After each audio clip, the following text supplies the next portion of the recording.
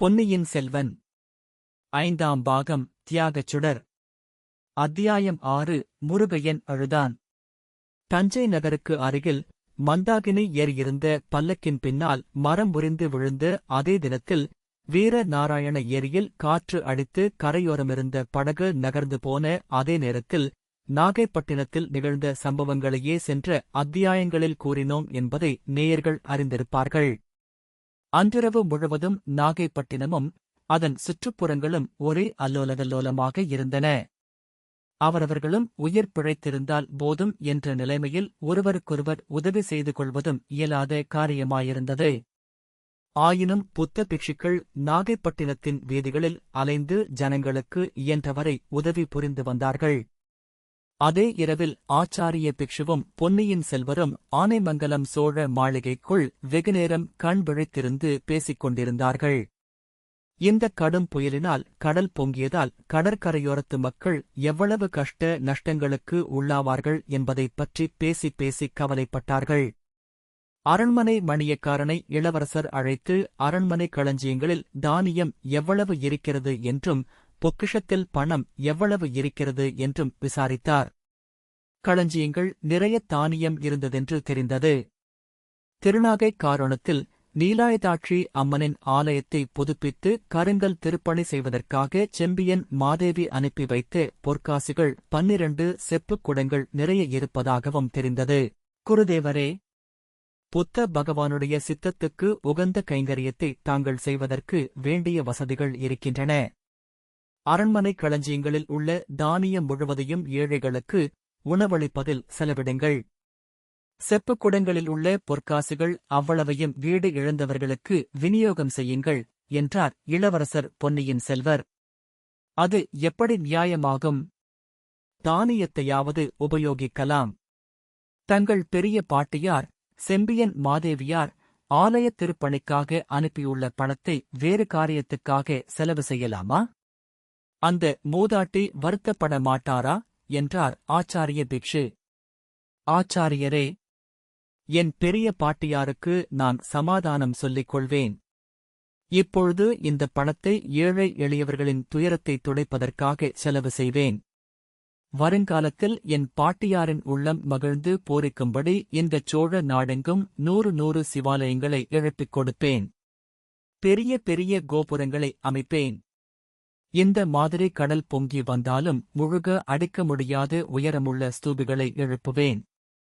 தஞ்சை மாநகரில் தட்சிணமேரு என்று சொல்லும்படி விண்ணையளாவும் உயரம் பொருந்திய கோபுரத்துடன் பெரியதொரு கோயிலைக் கட்டுவேன். ஐயா, இன்று முழுகிப்போன சூடாமணி விஹாரம் மண்ணோடு மண்ணாய்ப் போனாலும் கவலைப்பட வேண்டாம். அதற்கு அருகாமையில் கல்லினால் திருப்பணி செய்து பிரளயம் வந்தாலும் அசைக்க முடியாத பெரிய சூடாமணி விஹாரத்தை எழுப்பிக் கொடுப்பேன் என்று இளவரசர் ஆவேசம் ததும்பக் கூறினார். பொன்னியின் செல்வா, வருங்காலத்தைப் பற்றி தாங்கள் இத்தனை உற்சாகத்துடன் பேசுவது எனக்கு மிக்க மகிழ்ச்சி தருகிறது என்றார் பிக்ஷு. ஆம் ஆம், இந்த உலகில் நான் ஜீவித்திருந்து ஏதோ பெரிய காரியங்கள் செய்ய வேண்டுமென்பது இறைவனுடைய சித்தம். ஆகையினாலேயே என் உயிருக்கு நேர்ந்த எத்தனையோ அபாயங்களிலிருந்து என்னைக் காப்பாற்றியிருக்கிறார். இன்றைக்குக் கூட பாருங்கள், இந்த முருகையன் எப்படியோ நல்ல சமயத்தில் வந்து சேர்ந்தான். இல்லாவிடில் தாங்களும் நானும் சூடாமணி விஹாரத்துக்குள்ளேயே இருந்திருப்போம். கடல் பொங்கி வந்து இவ்வளவு சீக்கிரத்தில் விஹாரத்தை முழுக அடித்துவிடும் என்று எண்ணியிருக்க மாட்டோம். அது உண்மைதான். 500 ஆண்டுகளாக நடவாத சம்பவம் இன்று பிற்பகலில் ஒரே முகூர்த்த நேரத்தில் நடந்துவிடும் என்று யார் எதிர்பார்த்திருக்க முடியும்? கருணைக்கடலாகிய புத்த பகவான் பொங்கி வந்த கடலின் கோபத்திலிருந்து தங்களைக் காப்பாற்றினார். தங்கள் மூலம் என் அற்பமான உயிரையும் காத்தருளினார். தாங்கள் செய்ய உத்தேசிக்கும் காரியத்தை நான் பூரணமாக ஒத்துக்கொள்கிறேன். அரசாங்க பொக்கிஷத்திலிருந்து எடுத்துச் செலவு செய்தால் தனாதிகாரி பெரிய பழுவேட்டரையர் கோபங்கொள்வார். ஆலயத் திருப்பணிக்காக விநியோகிப்பதைக் குறித்து தங்கள் திருப்பாட்டியார் கோபித்துக் கொள்ள மாட்டார். அவ்விதம் தாங்கள் செய்வது உசிதமானது. ஆனால் இந்த மகத்தான புண்ணிய காரியத்தை தாங்களே முன்னின்று நடத்துவது அல்லவோ பொருத்தமாயிருக்கும்? இந்த ஏழைச் சந்நியாசி அவ்வளவு பெரிய பொறுப்பை ஏற்க முடியாது. குருதேவரே, நான் முன்னின்று நடத்தினால் என்னை வெளிப்படுத்திக் கொள்ள வேண்டிய அவசியம் ஏற்படும். பாண்டவர்களின் அக்ஞாத வாசத்தைப் பற்றி தாங்கள் கூறியது என் நெஞ்சில் பதிந்திருக்கிறது. நமது செந்தமிழ் நாட்டு பொய்யாமொழி புலவரின் வாக்கும் நினைவுக்கு வந்தது. வாய்மை எனப்படுவது யாதெனின் யாதென்றும் தீமை இலாத சொல்லல் என்றும் பொய்மையும் வாய்மை இடத்து புரை தீர்ந்த நன்மை பயக்குமெனின் என்றும் தமிழ் மறை கூறுகிறதல்லவா? என்னை நான் இச்சமயம் ஜனங்களுக்கு வெளிப்படுத்திக் கொள்வதால் நாட்டில் குழப்பமும் கலகமும் விளையலாம் என்று அறிவிற் சிறந்த என் தமக்கையார் கருதுகிறார். நான் மறைந்திருப்பதனால் யாருக்கும் எத்தகைய தீமையும் இல்லை. ஆகையால் புயலின் கொடுமையினால் கஷ்டப்பட்டு தவிக்கும் மக்களுக்கு தாங்கள்தான் அரண்மனையில் உள்ள பொருளைக் கொண்டு உதவி புரிய வேண்டும் என்றார் இளவரசர். பொன்னியின் செல்வ, என் மனம் எதனாலோ மாறிவிட்டது. தங்களை வெளியிட்டுக் கொண்டு மக்களுக்கு உதவி செய்ய இதுவே சரியான தருணம் என்று என் மனத்தில் உதித்திருக்கிறது. அதுவே புத்த பகவானுடைய சித்தம் என்று கருதுகிறேன் என்றார் பிக்ஷே. இச்சமயம் யாரோ விம்மும் குரல் கேட்டு இருவரும் திடுக்கிட்டு திரும்பிப் பார்த்தார்கள். முருகையன் ஒரு மூலையில் உட்கார்ந்து முகத்தை கைகளால் மூடிக்கொண்டு விம்மி விம்மி அழுது கொண்டிருந்தான். இளவரசர் அவரிடம் சென்று கையைப் பிடித்து அழைத்துக் கொண்டு வந்தார். முருகையா, இது என்ன? ஏன் அழுகிறாய் என்று கேட்டார். என் மனையாள், என் மனையாள் என்று தடுமாற்றத்துடன் கூறி முருகையன் மேலும் விம்மினான். ஆமாம், ஆமாம், உன் மனைவியை நாங்கள் அடியோடு மறந்துவிட்டோ இம். அவள் இன்றிரவு புயலிலும் மழையிலும் என்ன ஆனாளோ என்று உனக்கு கவலை இருப்பது இயல்புதான். ஆயினும் இந்த நள்ளிரவு நேரத்தில் செய்யக்கூடியதும் ஒன்றுமில்லை. பொழுது விடிந்ததும் உன் மனையாளை தேடிக் கண்டுபிடிக்கலாம் என்றார் இளவரசர். ஐயா, அதற்காக நான் வருந்தவில்லை. அவளுக்கு ஆபத்து ஒன்றும் நேர்ந்திராது. இதைப்போல் எத்தனையோ பயங்கரமான புயலையும் வெள்ளத்தையும் அவள் சமாளித்திருக்கிறாள் என்றான் முருகையன். பின் எதற்காக அழுகிறாய் என்று இளவரசர் கேட்டார். படகோட்டை தட்டு தடுமாறி பின்வரும் விவரங்களைக் கூறினான். அவளைப் பற்றி நான் என்னென்னமோ சந்தேகப்பட்டதை நினைத்து வருத்தப்படுகிறேன். அவள்தான் என்னை வற்புறுத்தி கோடிக்கரையிலிருந்து இங்கே அழைத்துக் கொண்டு வந்தாள். தாங்கள் சூடாமணி விஹாரத்தில் இருக்கக்கூடும் என்று அவள்தான் சொன்னாள். அவளுடைய கட்டாயத்துக்காகவே நான் வந்தேன். தங்களுக்கு ஏதோ தீங்கு செய்ய நினைக்கிறாளோ என்று கூட பயந்தேன். அது எவ்வளவு பிசகு என்று இப்போது தெரிந்தது. சற்று முன்னால் தாங்கள் இந்த படகோட்டி ஏழையைக் குறித்து பாராட்டிப் பேசினீர்கள். கடவுள் என் மூலம் தங்கள் உயிரைக் காப்பாற்றியதாக கூறினீர்கள். ஆனால் என்னை இந்த காரியத்துக்கு தூண்டியவள் என் மனையாள். அவளைப் பற்றி சந்தேகித்தோமே என்று நினைத்தபோது என்னை மீறி அழுகை வந்துவிட்டது. இதையெல்லாம் கேட்டுக்கொண்டிருந்த இளவரசர் பொன்னியின் செல்வரின் உள்ளத்தில் வேறொரு ஐயம் இப்போது உதித்தது. அப்பனே, உன் மனையாள் மிக்க உத்தமி. அவளைப் பற்றி நீ சந்தேகித்தது தவறுதான். ஆனால் அவளுக்கு நான் இங்கே இருப்பது எப்படித் தெரிந்தது என்று கேட்டார். என் அத்தையும் என் தங்கை பூங்குழலியும் நாகைப்பட்டினத்துக்கு படகில் புறப்பட்டார்கள்.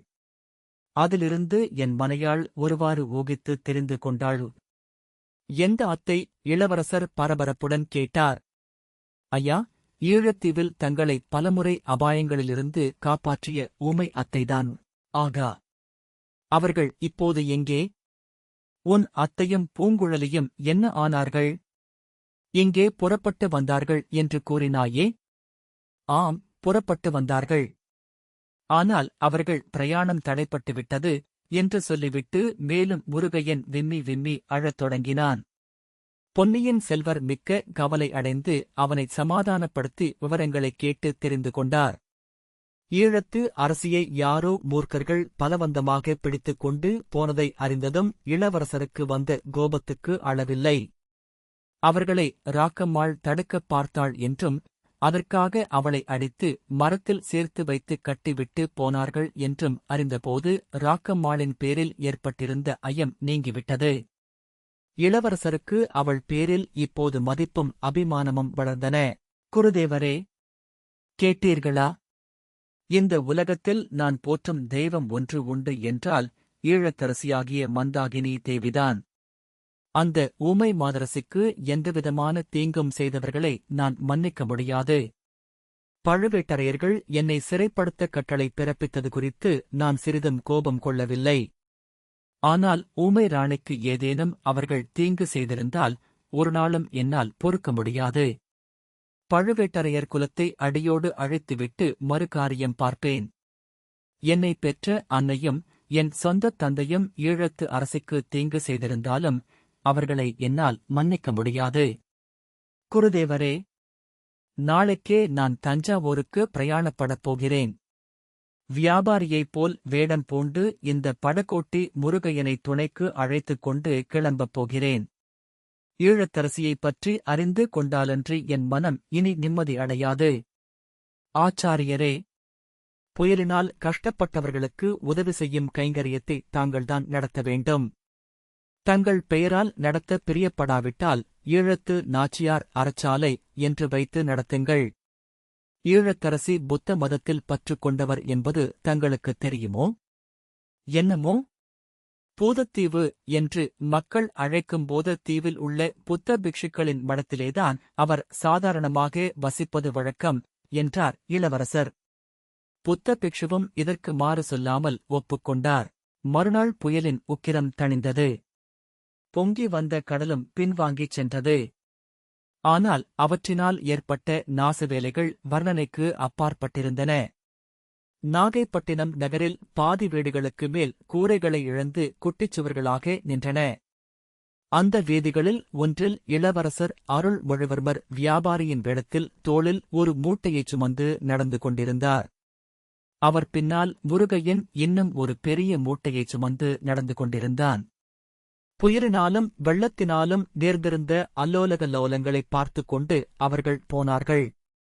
இடிந்த வீடு ஒன்றின் சுவரின் மறைவிலிருந்து ஒரு பெண் அவர்கள் வருவதைப் பார்த்துக் கொண்டே இருந்தாள். அவள் வேறு யாரும் இல்லை, முருகையனின் மனையாள் ராக்கம்மாள்தான். இளவரசரும் முருகையனும் அவள் நின்ற இடத்துக்கு அருகில் வரும் வரையில் அவள் பொறுமையோடு காத்திருந்தாள்.